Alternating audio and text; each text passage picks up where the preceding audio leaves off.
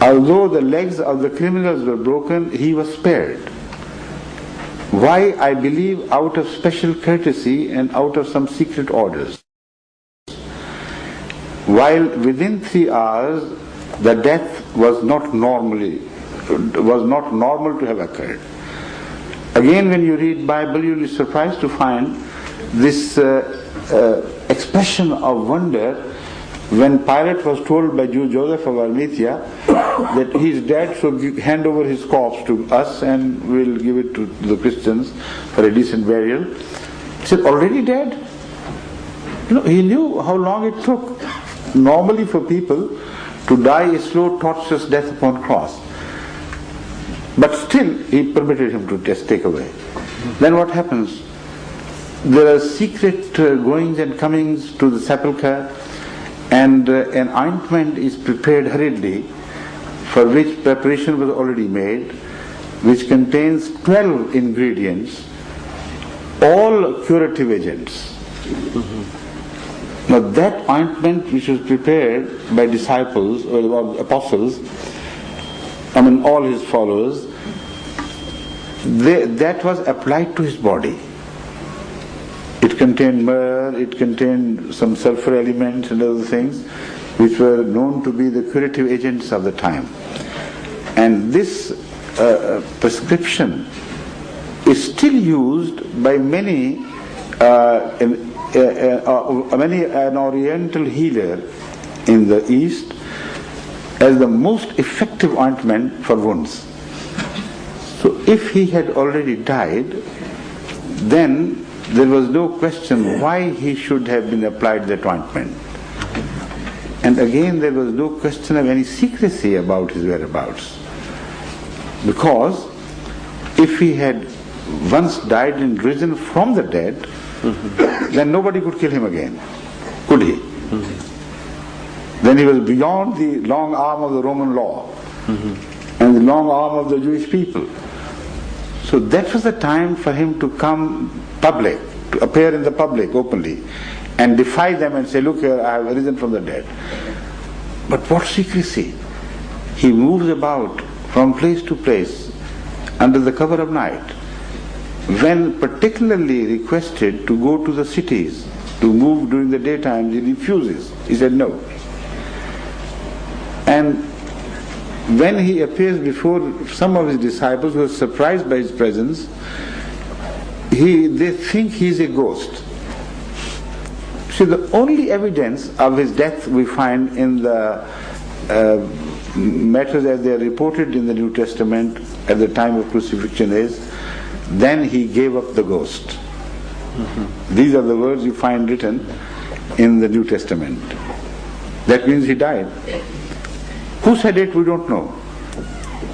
As if somebody was watching and from some distance he thought he had given up the ghost. So evidence is a bit weak and not entirely dependable. But when it is completely rejected by Jesus Christ himself, then even a flimsy evidence like such, nothing is left of that evidence at all. When his nature was suspected to be that of a ghost by his own followers, he said, no, I'm not a ghost. I'm the same Jesus Christ, in the same body. Come and touch me. Feel my wounds. Look here, look there. I'm not a ghost. And to prove the point beyond, that he had not risen into an ethereal form which apparently looked like human, he inquired from them if they had any food for him to share. They said, yes, we are eating bread and fish. He said, please give me some. And a portion of that was given to him. So the entire scenario is speaking of who was in migration, in the process of migration. And this is a universal phenomenon proved from the Bible as well as from the Holy Quran, that all the brave prophets of Allah, although they defy all threats to their lives during the first phase of their ministry, when they are weakest, When they are told to migrate, they go into hiding. They do it quietly. So, Like Moses did in the dead of the night, like Lot did, they all left their country in quiet and without the knowledge of the people around. So we believe that if Jesus was true, and we believe him to be true, then he must have kept his promise of going to the lost sheep of Israel. And if you want to trace him, you must trace the course of history which the Israelites took earlier in leaving the mainland and spreading over to other places. I'm talking of the first diaspora. And when you study the history of the spread of the Jews after Nebuchadnezzar invaded Judea, then you will find them to be moving away from the mainland towards Afghanistan and Kashmir. And that is the reason why people of Afghanistan and people of Kashmir have nothing in common with the people of the subcontinent India. Their features are different, their nomenclature is different, their complexion is different, their style of life is different.